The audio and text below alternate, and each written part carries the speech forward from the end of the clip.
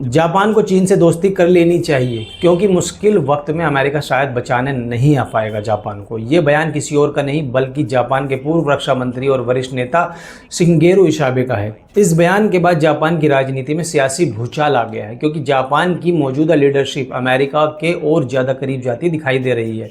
लगातार मीटिंग्स हो रही हैं, तारीफों का दौर चल रहा है, बॉन्डिंग्स हो रही हैं और पूरा स्ट्रेटेजिक अलाइनमेंट चल रहा है। लेकिन इशिबा इसे खतरनाक मानते हैं। उनका साफ कहना है कि अमेरिका भरोसे के लायक नहीं है और चीन से दुश्मनी करके आखिर हासिल क्या होगा जब चीन हमारा पड़ोसी देश है।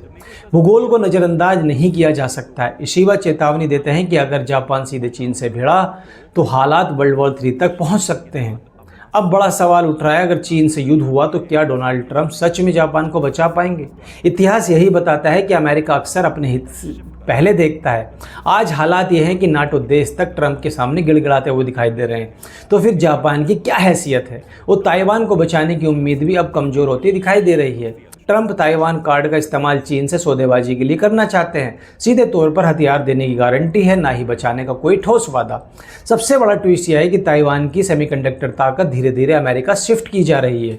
जब चिप मैन्युफैक्चरिंग अमेरिका में होगी तो ताइवान का रणनीतिक अहमियत और भी कम यहाँ पर हो जाएगा। इसलिए इसी बात जापान को चेतावनी दे रहे हैं, समझदारी से कदम उठाओ, अमेरिका पर आंख बंद करके भरोसा मत करो और चीन के साथ टकराव से पहले 100 बार सोचो।